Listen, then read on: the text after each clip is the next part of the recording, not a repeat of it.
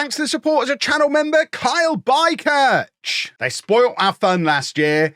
We're having a little bit of a wobble when we go to face them this year.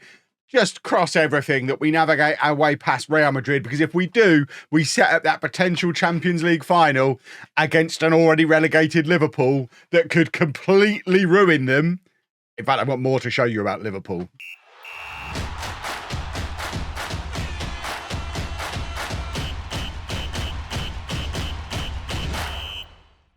Hello and welcome to Club 3, part 24 of Non-League to Legend. I'm Kevin. Coming up on today's episode, we have both legs of our Champions League semi-final against Real Madrid. But before we get into that, I do just want to show you the Liverpool situation. So with 4 games to go, they're 5 points adrift of safety, but they are in the Champions League semi-final against Real Sociedad, a tie you would expect them to win. I've been trying to work out what on earth is going on at Liverpool. You can see they're not really spending money. They were spending money up until 2 years ago when they were spending like £100 million a year. But that year they only spent 800,000, sold £27 million worth of players. The following year, a net transfer profit of 10 million as well, and didn't bring any first teamers in. So I've had a little look on their landmarks, and I think there's some off the pitch shenanigans going on at Liverpool. So back in 2026, they had a takeover. That's 8 years ago now. Everything seems to be fine. Everything continues as normal. But 2029, 5 years ago, they have another takeover. And then 6 months later, 18 months later, so that was January 2029, a consortium takes over. 18 months later, they get a tycoon takeover. And just 6 months after that, they float on the stock exchange with a new chairman. So I don't know if there's been some off the field financial problems. Anfield's been expanded to 61,000 capacity, so they've got a big stadium. There's not anything obviously problematic, but if you look at the manager history, as well as all the off the pitch turmoil, they've had Mark Bridge-Wilkinson as their manager. I remember signing him in FM many times over the years. He's been their caretaker manager on a number of occasions, but they've gone through Slot, Conte, Liam Rosinha did it for a year. That's a weird one. Unai Emery, Pochettino, Big Ange, and now they've got Bruno Lage, who was most recently spotted in real life failing at Wolves, as far as I'm aware. I mean, apparently he's gone to Benfica in real life, I guess, but I don't know what happens in foreign football. I can't keep. Do I look Spanish to you? I realise he's Portuguese. We say the Spanish thing. We say that on Twitch. I forgot where I was for a minute there. But yeah, Liverpool are a mess. We want to be able to really hammer home the mess, because if they get relegated, obviously that's major financial problems. But if they get relegated and stay in the Champions League by winning it, then they can probably survive. If they get relegated and lose the Premier League money and the Champions League money at the same time, Liverpool are going to be in a mess. And they've got shareholders to satisfy now. So we want a Man United-Liverpool final, and we want to finish them off once and for good. That's the plan. And then we can do a spin-off save, saving Liverpool. We probably won't. I can't imagine anyone's going to watch a save that starts in 2034. And we need them views. Did I mention FM25 has been cancelled? I need them views. So, as far as we're concerned, we have, like I say, have had a little bit of a wobble. We obviously only drew against Leipzig in the second leg of the Champions League quarterfinal. We then got knocked out in the FA Cup at the semi-final by perennial rivals Manchester City, and a draw against Leicester. We are still looking good for winning the Premier League with those 4 games to go. We're 8 points clear, so the Premier League should take care of itself. But Real Madrid are quite good. Them and Atletico, very much the big teams in Spain. This is why Liverpool should get past Real Sociedad, because they're not particularly competitive either. It's weird that that's a Champions League semi-final, but we have to make our way past Real Madrid, and this is the team we're going to put out there to try and do it. It's Canizares in goal. A back four are Ketsi, Bordalas, Memishi, and Everton Antonio. Larson at the base of the midfield with Filieri and Ireland ahead of him. We've been playing Larson there quite a lot recently as I decide I don't want Steve anymore, but maybe we're reinventing Larson as a defensive midfielder late on in his career. He's natural in that position now, and at 30 he's never going to get back in ahead of Ireland, Filieri, Pilbro in these positions, but could spend 2 years as a holding midfielder for us if I decide I don't like Steve. So Larson, Filieri and Ireland in midfield, and then Yamal on the left, Maniz on the right, Ilunga up front. Let's get the team submitted. First leg is away from home in Madrid. We need to still be in the tie when we bring them back to Manchester. We know they're a good team, and we know they're full of players we're very familiar with. You can see they've got Van der Winden up front, our former player, the departure of which caused the Joe Ireland situation that we've been having this season. That's a risky pass from Filieri. They've also got Shea Lacey knocking around the place. They've got obviously Jude Bellingham, who we have with England. Should we try and actually see who else they've got? There's going to be more. Gavi in midfield, we sold to them. Maestri, we did the swap deal with Maestri for Preen back in the January window. They've got Diogo Costa, and of course we've got Canizares when we did that goalkeeper swap a few years ago. There's a lot of players on the pitch today who've played for both of these clubs, and it's almost like a training match. Everyone knows everybody else, apart from Everton Antonio, who came through Barcelona rather than Real Madrid and probably wants to beat them twice over as a result. But they've probably got more of our former players knocking at. Thiago Bentes is down on the bench as well. He's another one of our former players. And then if you look at the guys we've signed from them, there's quite a lot of them too. So what I'm saying is there's a lot of crossover. It's going to mean a lot to a lot of people involved, not least of which me. I would like to win the Champions League, please. We've made it to the last two finals and lost them both. We've never had a season at Manchester United where we've not made it to a European final. That first season, we won the Conference League and we've lost the last two Champions League finals. This is our fourth year here. This could only be seen as a step backwards if we fail to get to a European final this year. Muniz has got in behind Maestri, and that's why we got rid of Maestri. We saw just a couple of minutes earlier at the other end, Muniz comfortably take the ball off Maestri when Maestri was trying to attack, and now he goes one-on-one with him while he's trying to defend, and it's pretty clear Maestri is a winger playing at left back, which was why I signed him in the first place, but he never actually learned to do the left back bit, despite becoming natural at it as we trained him there. And we've basically, it's a long con. We've convinced the world that man's a left back just so we can have Bruno Muniz rip him apart in this semi-final. I'm an evil genius. Right, corner comes in from Madrid, and Lamine Yamal is the man in there defending the corner, and it's clear from Eketsi, and now Muniz turns. Is that Maestri? He's going to turn inside out again. He's certainly got the better of whoever it is. It's Lavia, actually, the chap from Chelsea, I assume. Bordalas playing it out to Eketsi on this side. And I've only just realised Bordalas sounds a lot like Bo Dallas, the wrestler. How have we not been calling Bordalas Uncle Howdy since we first signed him? If you're not a wrestling fan, I'm very sorry. I won't talk about it again for another 100 episodes. I promise. Everton Antonio has just shown far too much of the ball to Gavi there, but he doesn't really get it properly clear. Larson showing that he is a defensive midfielder, and Everton Antonio, for the second time in the first 25 minutes of this match, having a go from range, because I think he's decided he wants to score a screamer today, which, if he ends up scoring one, I'll allow it, but he's the worst player on the pitch at the moment, rating-wise, because he keeps shooting from range rather than doing anything that might actually help the team. So the next one needs to go in, or he needs to pack that nonsense in. We have seen him score plenty of them in the past, though, so we don't mind him trying one more. It's a shenanigans corner. Jude Bellingham leading the charge, who I have beef with Jude Bellingham because he's pulled out of like the last three England squads. We've got a World Cup coming up this summer. And at the moment, I haven't used Jude Bellingham in an England team for over a year. So I don't know if I'm even going to take him to the World Cup, even though he's Real Madrid's captain, I want to say. He is Real Madrid's captain. I mean, we've got two potential England captains as the two captains in this team, in Ireland and Bellingham. And at the moment, Ireland is getting the nod, despite the fact he's causing me more immediate day-to-day problems with his moaning about Van der Winden. Muniz with the corner, can't beat the first man, but it falls to Lamal. Yamal, not Lamal. I know his name. I'm familiar with his work. Van der Winden winning a free kick on the edge of the area, and it is 1-0 to us at half-time. I mean, we take this 1-0 up away from home in the first leg. We absolutely take this back to Manchester, please and thank you. We'd just like to hold on here. Right, Maestri trying to go the other way and take on Muniz, fails, and probably does the sensible thing, gives it back to one of his centre-backs to help out, and it's with Bellingham again. Bellingham's had a lot of the ball in midfield, which is a problem for us. And, yeah, Thiago Bentes, another one of our former boys. Has he come on up front alongside Van der Winden, or has one of them moved out wide? Because, I mean, Charles Olunga's the reason we sold them both, really, because neither of them could get in their preferred position at centre forward. And then obviously Maniz and Yamal meant they couldn't get in out wide either. I don't think he's come on up front. Who's playing up front for them now? Have they put Van der Winden out wide? Either way, we're 1-1. We still take 1-1 from the first leg away from home is fine against the reigning Champions League holders.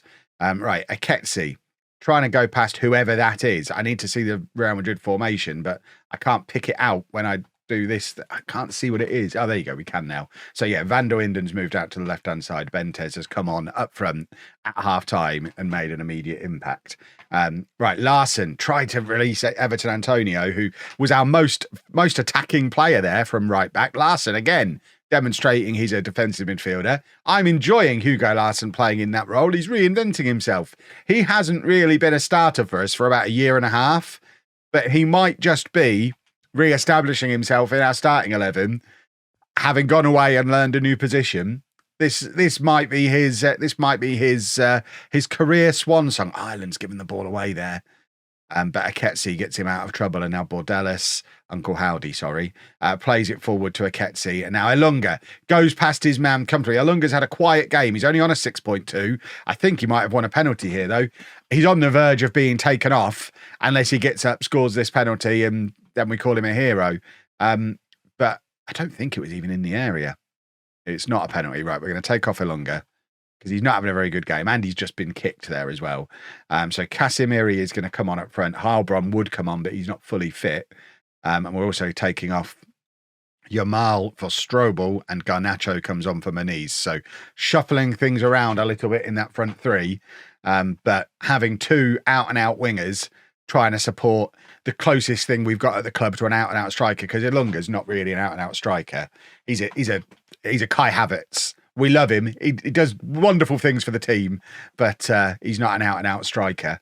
Casemiro is, and with the two out-and-out wingers rather than the inside forwards cutting in, we've completely changed the way our front three works with that substitution. But now Filieri's picked up a knock, so Pilbro comes on for him, and I think we take off Everton Antonio, and we can bring on Levi Burrows to play right back.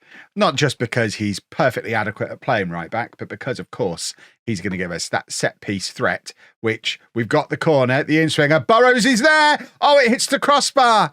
Oh, that would have been an inspired substitution. Casemiro getting himself offside in the aftermath of it as well, but that's why you bring on Levi Burrows with 10 minutes to go, because he is a huge threat. And I tell you what, those changes Madrid made at half-time have been hugely significant. We were well ahead on XG in the first half.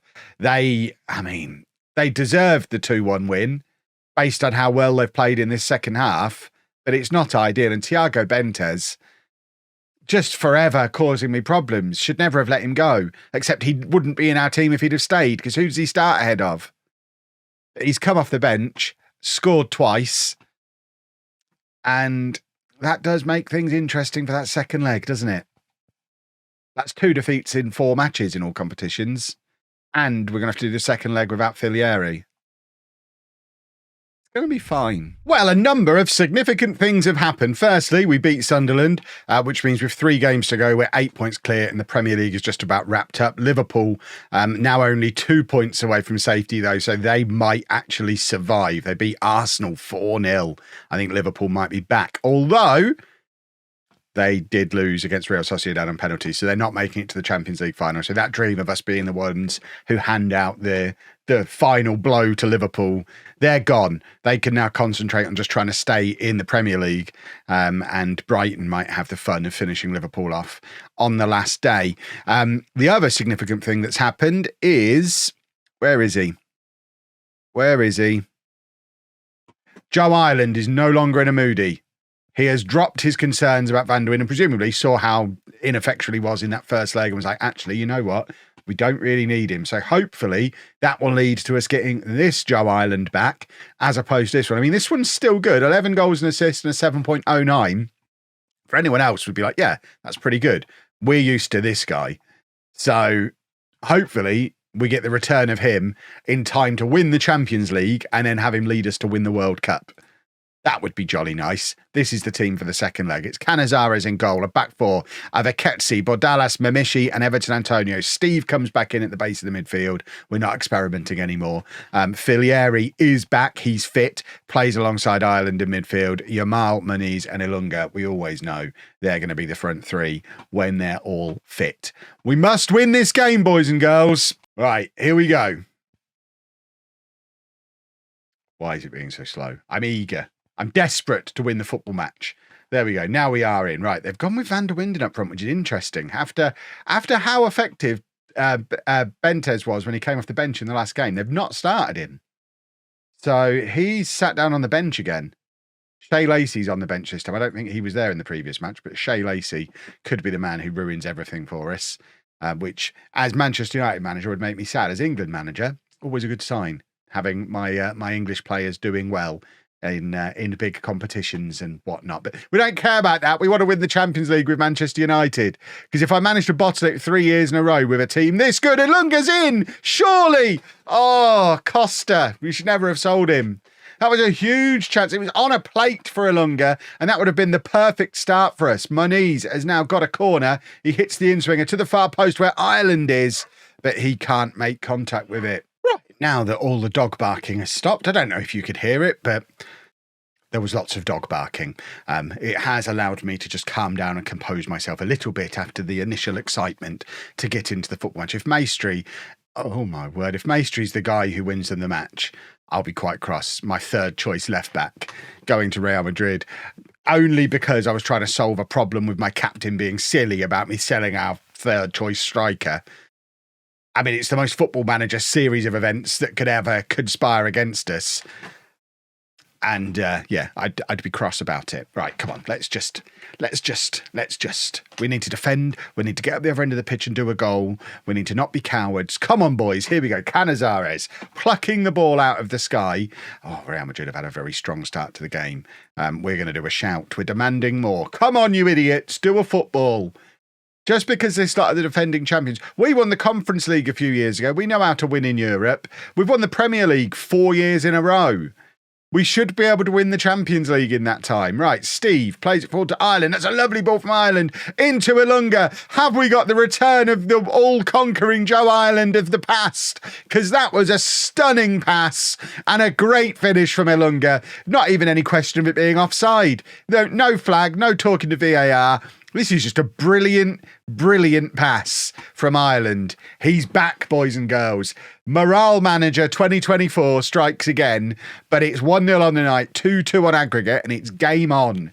Come on then, let's do a football. Ireland, look at that, leaves a man for dead. Goes past another one. Oh, it's good to have him back. Yamal, back into Ireland. Ireland to Ilunga. It's beautiful football. Two of the best players in the world combining there over on that left-hand side. And now it's Muniz looking to hit that in-swinger where we've got all these big boys loaded up at the far post. It falls to Ilunga and it took a huge deflection, but goes back for another corner. And we are rampant at the moment. Now is the time for us to grab another one. While we're playing as well as we are, grab another goal. It falls to Ilunga on the edge of the area again. He's been certainly more involved in the game in this match than he was in the first leg. Bordalas back to Aketsi. And now Aketsi, the only remaining player who's sad that Van der Winden left the club. And even he's not like mega sad. He's just, oh, I wish I still had my friend. Right, Everton Antonio has got loads of space on the right-hand side. Big, deep cross from him. Joe Ireland's there. It's a 10th goal of the season for him. And, I mean, it's hard to not buy into the conspiracy theories about Football Manager when you see this kind of thing happen. He's been brilliant all his career until he got grumpy about nonsense. We couldn't fix the nonsense, so he's had the worst season of his career. He gets over the nonsense and immediately puts on a man of the match, goal and assist performance against the best team in the game. It's so silly. Morale, I know morale should be important to an extent. It shouldn't be this obvious. So we shouldn't be able to see through the lines, see through the cracks in the game in that way. And I know we're 2,000 hours into FM24, we're going to start seeing stuff like that. But Oh, we were seeing it after 10 hours. Right, Everton Antonio trying to get in behind again. He actually gives up in his little foot race with Maestri there. And Maestri, it looks like he's got a really big bald spot on the top of his head. I don't remember him having that when he was with us. And that's another poor clearance from Costa. Ilunga nods on to Yamal. And, I mean, Diogo Costa only has himself to blame there. It might have been offside. The referee is checking with his little assistant.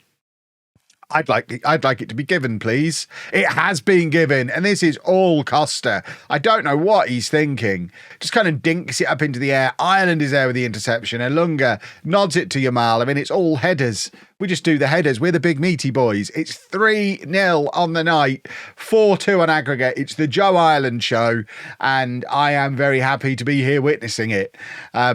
I guess we need to look in terms of making a few substitutions, really, and saving players for the final, because we're as good as there now. We're not letting these rascals back into this game. Right, Moniz is going to come off. Heilbronn. Yeah, Heilbronn, now fit, can come on that right-hand side. He's been quite an important player for us this season. We're going to bring Pilbro on for Filieri, who was touch and go whether he'd even be in this match, and Larson can come on for Steve to continue his development as a 30-year-old, as a defensive midfielder. It's going to be a longish throw from Ilunga, finds Bordalas. It's back with Ilunga again, who has given the ball away to Maestri, which is a weird sentence. It doesn't really roll off the tongue.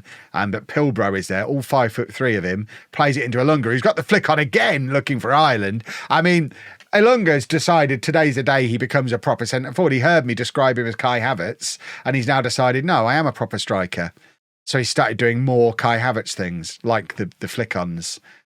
He'll never learn. I like Kai Havertz, and I like Charles Ilunga, so I don't know what... He's got nothing to prove. Right, Heilbronn on the right-hand side, cross to the far post for Yamal. That's 26 for the season for Lamine Yamal. That's 4-0 on the night, and that is Manchester United versus Real Sociedad in the Champions League final, and if we don't win that one, I will not play Football Manager again until they release a new game, because there are no excuses.